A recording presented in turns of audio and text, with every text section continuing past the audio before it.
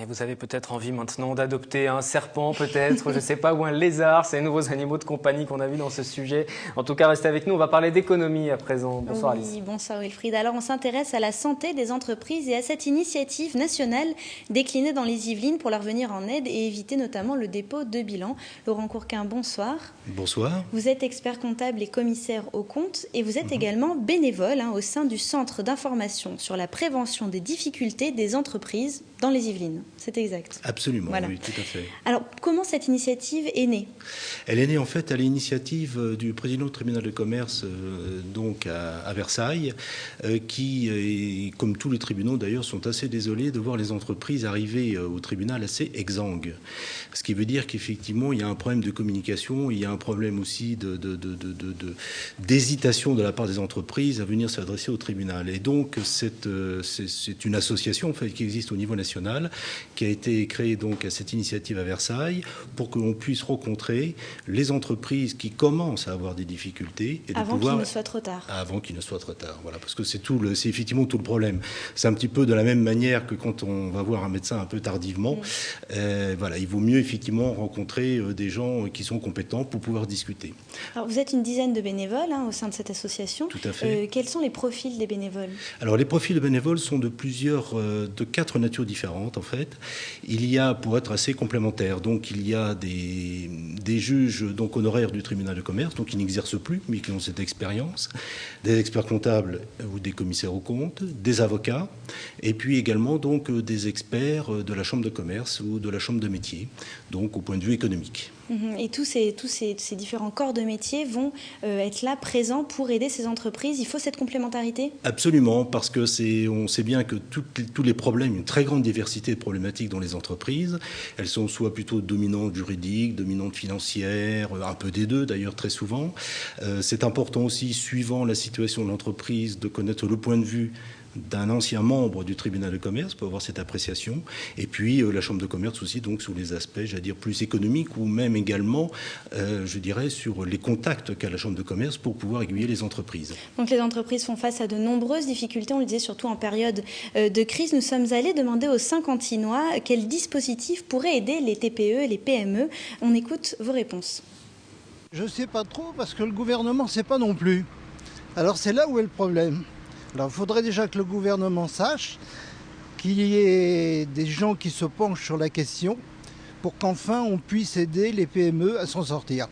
Il y a la formation des formations et puis il y a la question des prêts qu'on pourrait leur faire. Pour de jeunes entrepreneurs qui se lancent, je pense qu'il y a des fonds qui sont mis en place par l'État et des formations, des suivis qui sont mis en place.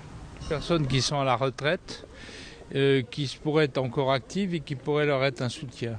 Aider les entreprises dans leur démarche vers l'exportation et avoir un partenariat tout du long, c'est-à-dire que du début où on prend le produit jusqu'à la fin et en continuité. Il y a certains cadres supérieurs qui pourraient être partagés entre plusieurs entreprises. Ça aussi, ça pourrait se faire. Des questions à vous poser, Laurent Courquin. Tout d'abord, Oui. Dans ce qu'on vient d'entendre, est-ce qu'il y a des idées qui vous semblent plutôt bonnes? Oui, alors toutes les idées sont bonnes, en fait. Non, mais c'est pas du tout politique ce que je dis, mais c'est vrai. C'est-à-dire qu'autrement dit, suivant la problématique qu'il y a dans l'entreprise, chaque idée, enfin, une idée peut être la bonne. Je crois que ce qui est dans ce cadre de cette initiative donc des CIP, en fait, c'est une pleine forme, en quelque sorte, de réaiguillage auprès des entreprises. Donc, autrement dit, suivant les problèmes qu'il y a, ça peut être de nature, effectivement, pourquoi pas, c'est une très bonne idée aussi, et ça existe d'ailleurs, le temps partagé donc pour les cadres qui ont de l'expérience. Ça peut être effectivement des problèmes de trésorerie, c'est très souvent des problèmes de trésorerie, mais le problème de trésorerie est plus exactement une résultante plutôt qu'autre chose. Donc effectivement, le CIP, et c'est pour ça d'ailleurs qu'il y a aussi des experts de la Chambre de commerce, ce sont des gens qui ont une complémentarité donc de vue et qui cherchent surtout à réaiguiller les entreprises qui sont un peu perdues pour qu'elles puissent effectivement trouver une solution à leurs problématiques. Justement, c'était l'objet de ma deuxième question. Là, vous êtes là pour réaiguiller. On a le sentiment qu'il existe quand même beaucoup de choses pour aider toutes ces entreprises. Oui. Est-ce qu'il n'y a pas trop de dispositifs aussi? Oui, alors justement, c'est pour ça que finalement un élément fédérateur comme le CIP peut au contraire aider les entreprises. Je suis d'accord avec vous, il y a beaucoup d'aides, il y a beaucoup d'associations, mais très souvent pour les créations d'entreprises, mais rarement pour les entreprises qui ont des difficultés, sachant que des difficultés peuvent être soit conjoncturelles, soit structurelles. Voilà. Et donc effectivement, un organisme fédérateur comme celui-là, qui est d'ailleurs tout à fait bénévole, qui est de fonctionnement extrêmement simple et extrêmement souple, nous ne sommes pas très très nombreux. Et l'élément important, parce que les entreprises aussi hésitent à venir nous voir, c'est que nous avons un strict, et c'est une obligation pour nous d'ailleurs, de confidentialité. Autrement dit, les entreprises qui sont là, rien ne sortira d'eux, c'est à eux de décider par la suite, mais on cherche simplement à les aider. Vous dites que vous êtes bénévole, vous dites également que vous n'êtes pas très nombreux, vous êtes tout de même joignable.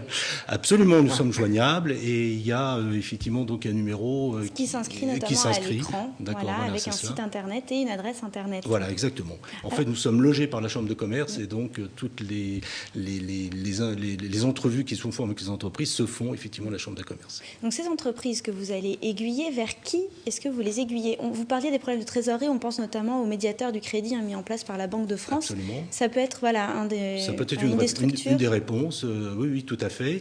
Il existe aussi à la Chambre de commerce une communauté des financeurs, où justement, comme il y a beaucoup de financeurs, on ne sait pas trop à qui s'adresser et suivant la problématique.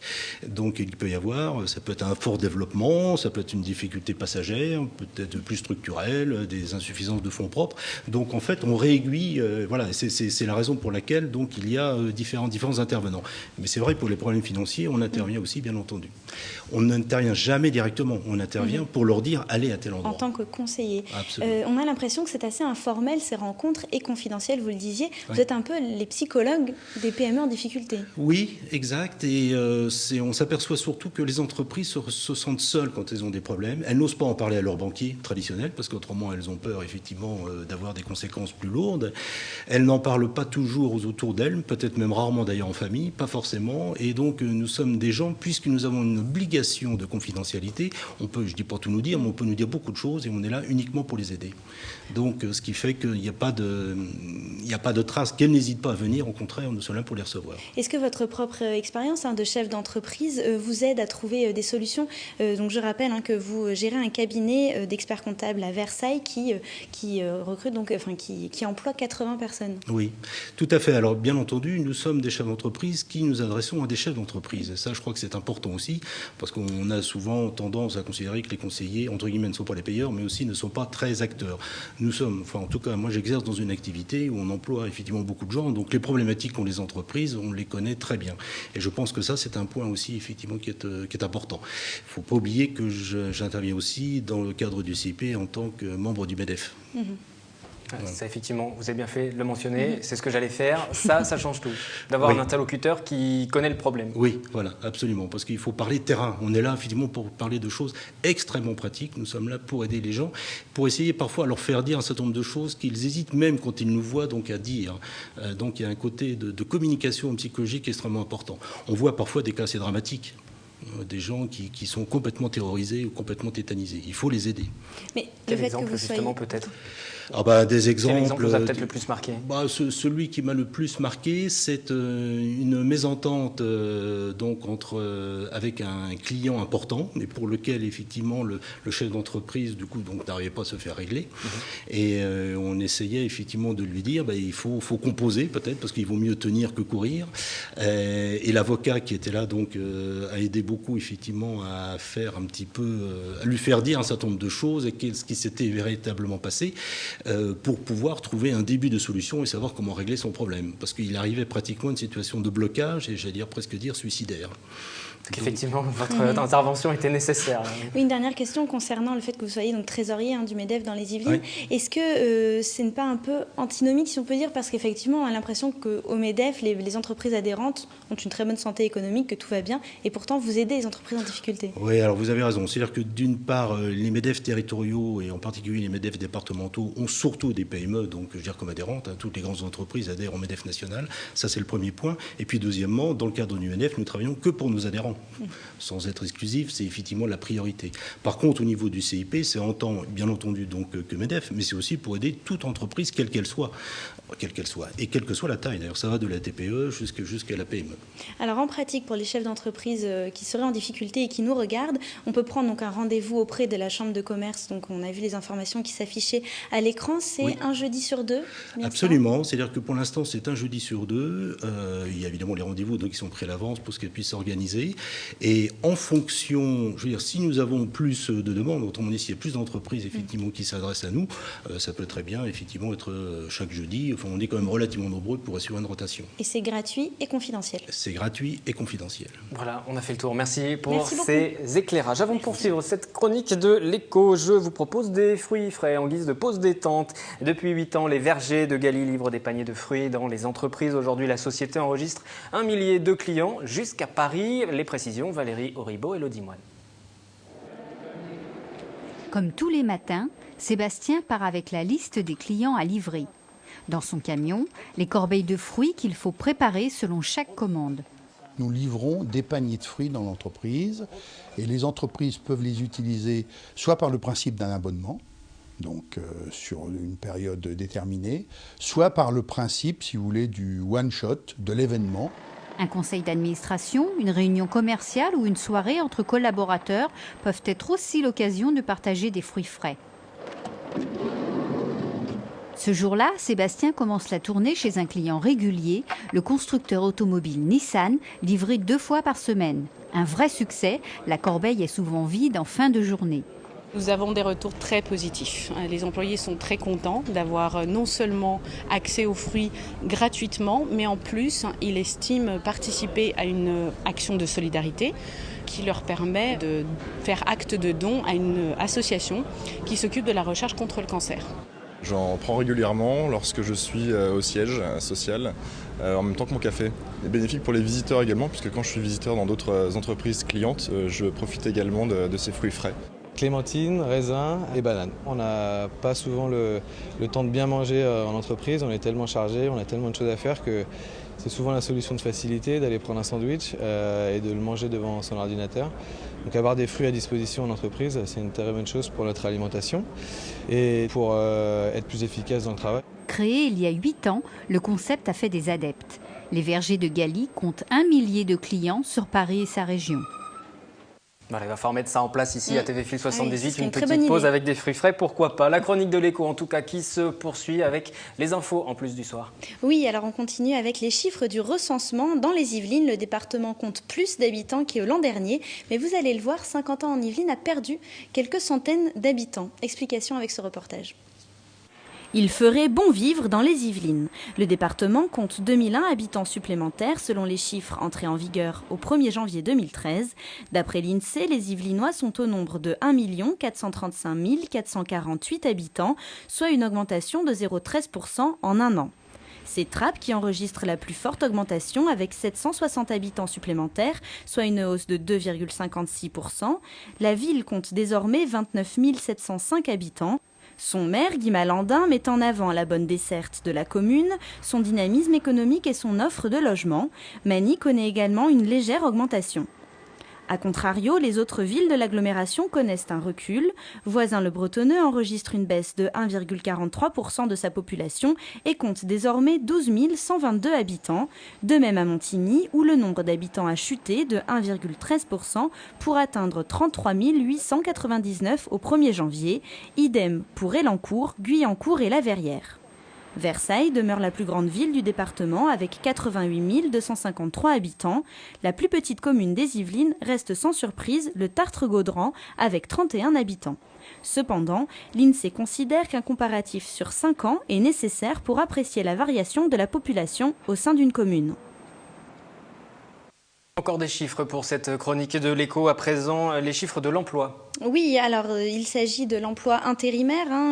En Ile-de-France, pour le mois de novembre 2012, l'emploi intérimaire enregistre une baisse de 11,4% par rapport à novembre 2011.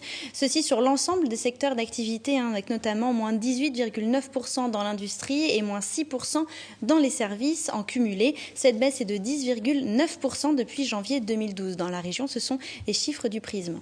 Le budget du Conseil général des Yvelines a été donc voté le 21 décembre dernier. Nous en parlions en début d'émission de ce budget primitif avec Yves Vandeval, vice-président du Conseil général des Yvelines. Il nous parlait d'un budget, bien évidemment, selon lui, plutôt bien équilibré, qui gardait ses priorités. Oui, donc le budget s'élève à 1 277 000 euros, une hausse de 2% par rapport à celui de 2012. Les postes les plus financés sont les transports, on en parlait justement, et puis la formation.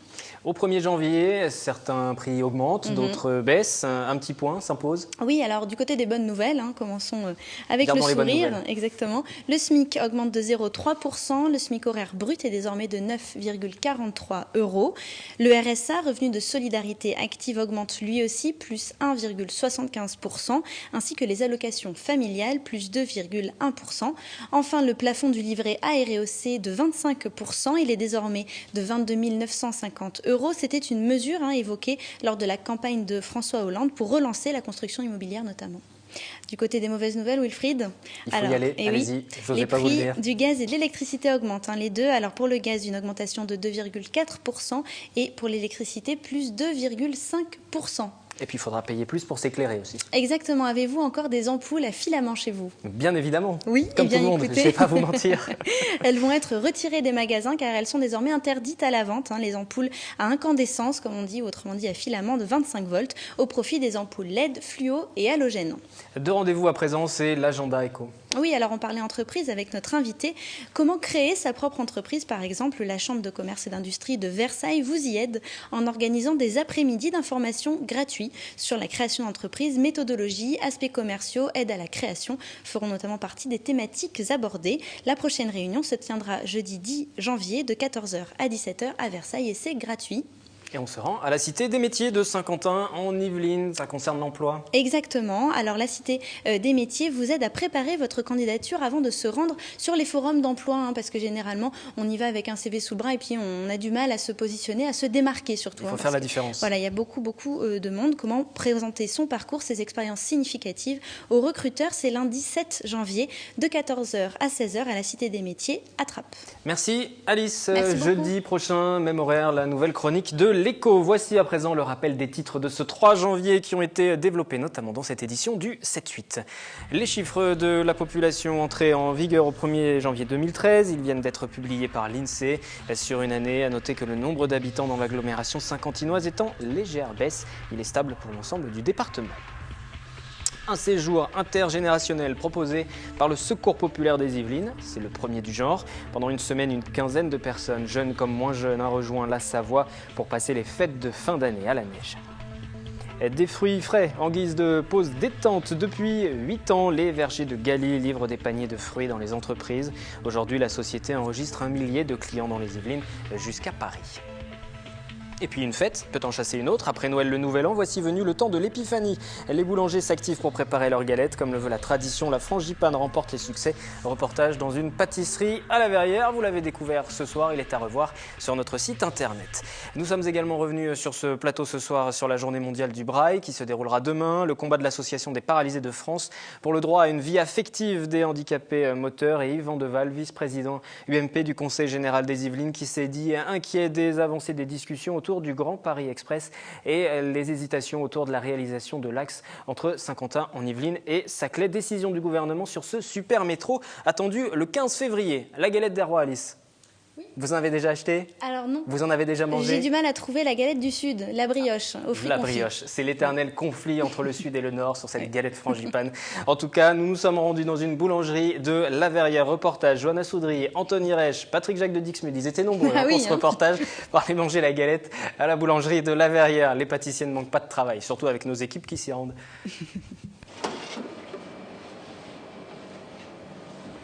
Et oui, à la Verrière, on aime la galette des rois.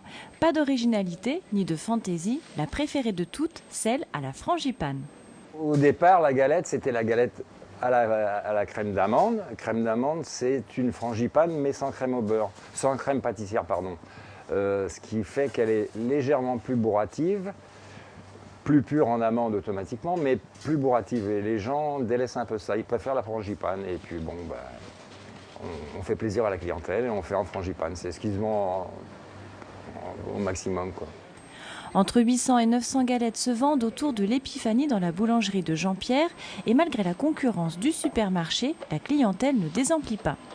Sylvain Loton ne dira pas le contraire. En 25 ans de carrière, dont 14 dans cette boulangerie de la Verrière, le pâtissier a appris tous les secrets de la galette. Voilà, la fève. Cette année, c'est Volt, le personnage de Walt Disney, là. Le disque du dessus. Voilà, hop, on soude.